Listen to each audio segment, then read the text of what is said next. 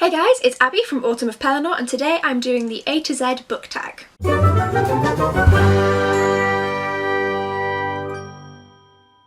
So as the name suggests, I'm going to be going through each letter in the alphabet. There'll be questions linked to it, which I have written down here, and I'll answer them.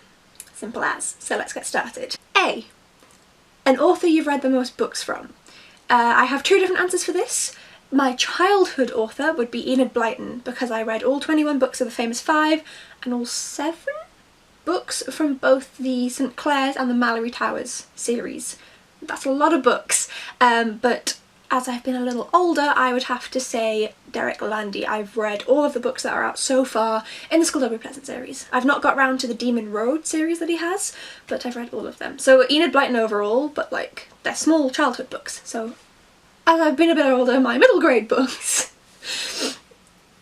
It's a long series. B.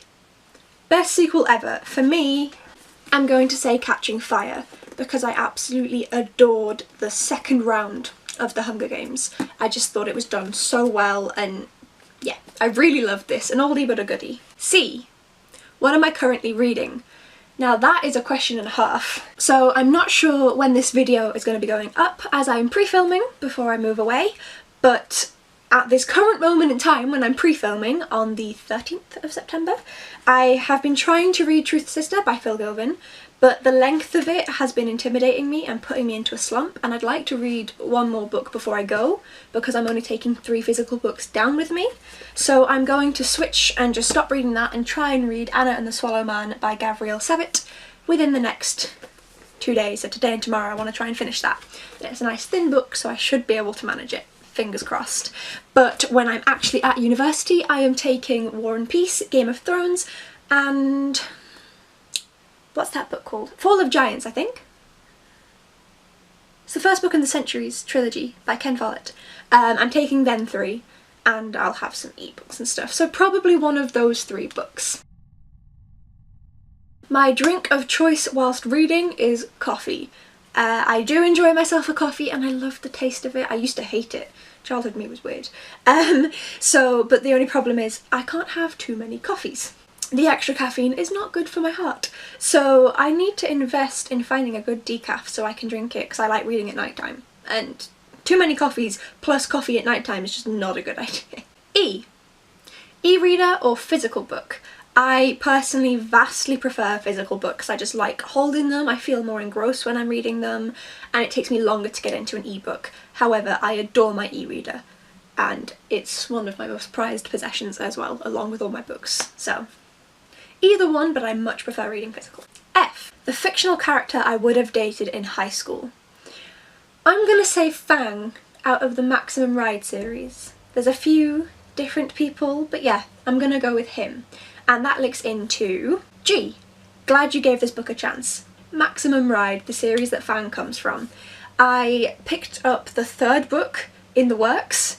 There's no numbering on it, and the only reason I figured out it was the 3rd book is because Max tells you that it's the 3rd book, and why are you reading this if you haven't read the other 2? So then I went out and bought the other 2 so I could read it, and obviously I could have just returned the book or whatever, and I ended up loving it. It's such a great series. I have all of them down there so you can't see them, all of them in different covers, because in England for some reason we don't just have one cover out, we have about 17, so they're all out in different covers, and yeah, I'm really glad I gave that series a chance.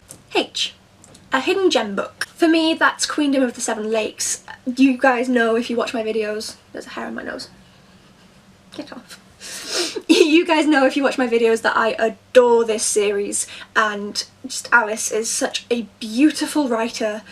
Recommend a million times. It's a fantasy series, please go and check it out. I. Important moment in my reading life. I would have to say when I read The Secret Scripture by Sebastian Barry.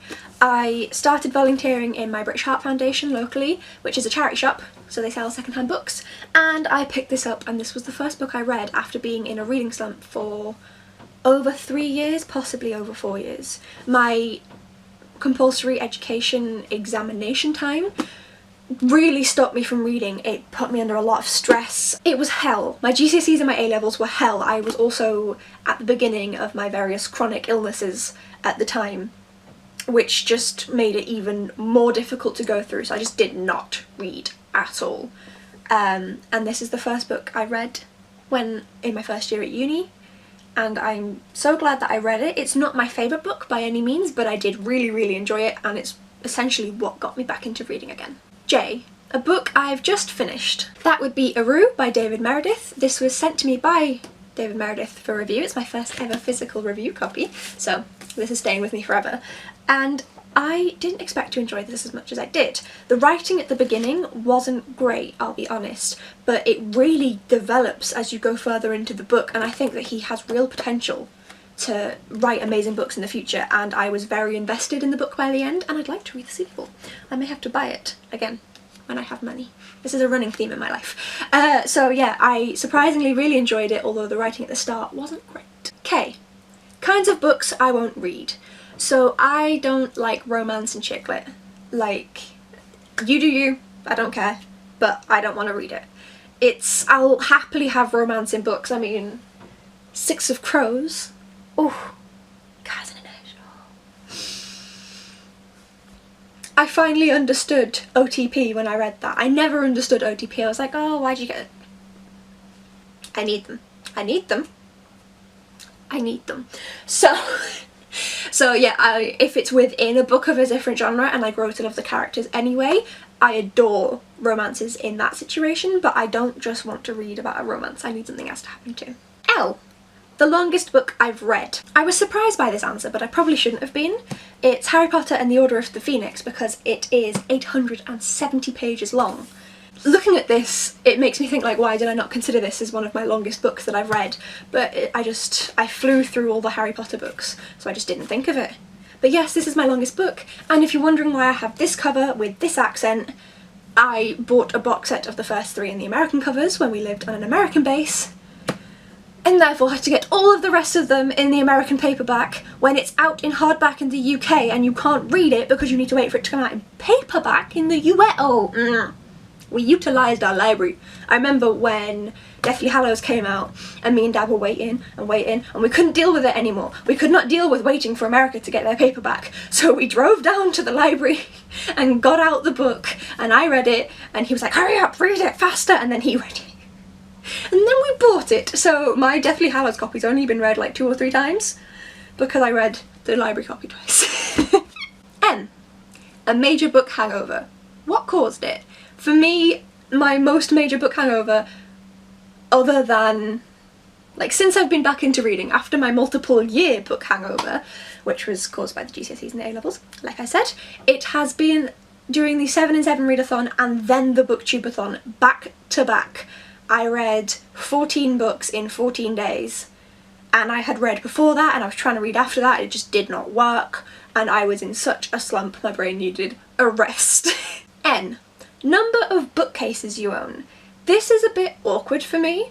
I have these 2, so, you know, 2, and then I have one that's about, can you even see that? Yay big, it's a lot smaller, so 3, but it's smaller, and then I have another one that I use for books and stationery, and it's also short, so kind of 4, and then I have a singular shelf on my wall that holds my Cassandra Clare, J.K. Rowling and Derek Landy books, as well as the Tattoos of Auschwitz, so that's kind of 5, and then I use my bedside cabinet, which can hold about 30-40 books as well, so kind of 6.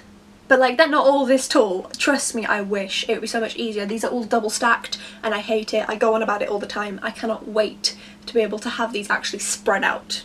But it would take up my whole bedroom. Oh, one book you've read multiple times. I've read so many books multiple times. The Gallagher Girls series, The Hunger Games, The Gift, Harry Potter, Northern Lights. I was always rereading books when I was younger, before the main reading slump. I would read very quickly, and because there was less technology, I didn't have a really good smartphone. My phone was horrendous back then, and it was, you know, almost 10 years ago. And, oh, I'm getting old. So it was sometimes more than 10 years ago, you know, from way more than 10 years ago to about 8 years ago. So the tech was not as good. We've developed a lot very quickly. So I didn't have Twitter, Facebook, YouTube to distract me. So I would read a lot more. and because I was reading constantly, we couldn't buy all of the books that I was going to read. My room, one, would just be books, my bed would be made out of books, and two, my parents would have no money to feed us. So I would reread a lot of books. It was never like a conscious decision like, oh, I don't want to cost my parents money, I'll reread it. It was, I want to read. I have no new books. I'm gonna read one of my other books. So like, and I keep my books in pretty good nick. The Hunger Games series, the only one you can even tell has been read is Mockingjay. But I've read these at least 5 times each, if not more. So like, with How Destroyed the Gift Is, I've probably read that like 30 times, if not more. And I know that that sounds like a lot of times, but it's just, I loved the book and I wanted to read it and I didn't have any new books, so I read it. P. Preferred place to read. For me, I do like reading like on my bed, sat upright, because there's nowhere else in my room to sit, there's no room for a chair. But my favourite place like outside of the house to read is in a park. A nice sunny day, just sitting in a park, ambient noise around me and just being engrossed in a book. Q. A quote that inspires you or gives you all the feels. I'm not a quote person. I do love quotes, but they don't stick in my head when I read them. I'll read something, I'll think it's a beautiful sentence, but my brain won't be like, ah yes, keep the quote. No. But there is one thing that I do love, and that's within the Skullduggery Pleasant series, and it's a little phrase that they use to alert the others around them that shit's gonna go down, and that is the sparrow flies south for the winter. I love that. I love it so much. R. Reading regret. Buying so many books. I have too many. I was working in a charity shop and then I kept going to charity shops and then I watched BookTube, which I didn't used to do, and then I bought loads of books on the recommendations and I love them, but I have too many. I have around 150 physical books that I haven't read, and that doesn't include all the books I want to buy that I haven't read. I have far too many and I'm trying to not bring too many books in, which is why I only did my first book haul in August. I bought some books at the NYA Lit Fest that I went to at the beginning of 2018, but I barely bought any books in that time in between because I was just trying to not add to it. Sometimes I can't resist, and I have very strict rules in charity shops because you can get carried away with how cheap they are because they're secondhand. So I have very strict rules with what I allow myself to buy in a charity shop, and it's resulted in me even having books on my TBR that I see in a charity shop and I don't pick up, just in some attempt to keep my TBR at a vaguely reasonable level. S. A series you've started and you need to finish that all the books are out for. For me that is Red Queen and A Darker Shade of Magic. And also the Wind Singer trilogy. I own all of them. I don't own all of the other ones. I need to buy them. I really enjoy them. That's that. T. 3 of my all-time favourite books. The Gift, obviously. Harry Potter and The Prisoner of Azkaban, which is book 3, my favourite book and my favourite movie. And A Sky Painted Gold by Laura Wood. Those are my 3 favourites currently. U. Unapologetic fangirl for the Pellinor series. Come on. V. Very excited for this release. Both Priory and The Everlasting Rose. The Priory of the Orange Tree is by Samantha Shannon and The Everlasting Rose is book 2 of The Bells by Danielle Clayton, and I cannot wait for both of these to come out in 2019. W. Worst bookish habit. Buying more books before reading the ones I have, and buying more books in a series before reading the books in the series that I already have. That's my worst habit. X marks the spot. Book number 27 on your shelves. I already counted this, preparation, and I went across here, and it's See How They Run by Ali Carter. This is the second book in the Embassy Row series, and I read it in one sitting and really enjoyed it. I love Ali Carter. The only reason I haven't picked up her latest book is because I don't like the cover. I was gonna pick it up, I tried to make myself, I just really don't like it, and then the US cover doesn't match the rest, and the cover's very juvenile. The cover is very juvenile for the UK one. I'll pop it up here. And then I'll also pop up the American one. There we go, so you can actually see it and compare, and I much prefer when they had a physical person on the cover and then that doesn't match the rest of them. So that's literally the only reason I haven't bought it yet. Why? My latest book purchase.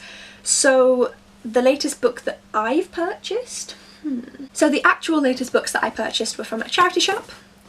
Good Me Bad Me by Ali Land and The Psychopath Test by John Ronson. It'll have changed by the time this video's up. Pre-filming. But that's the latest books I bought from a charity shop. However, the most recent book that I've bought from a retailer at full price is Spare and Found Parts by Sarah Maria Griffin, and I am so excited for this. I'm reading it at Christmas. I already know. When I come home for Christmas, I'm reading it, and I'm really excited. And finally, Z.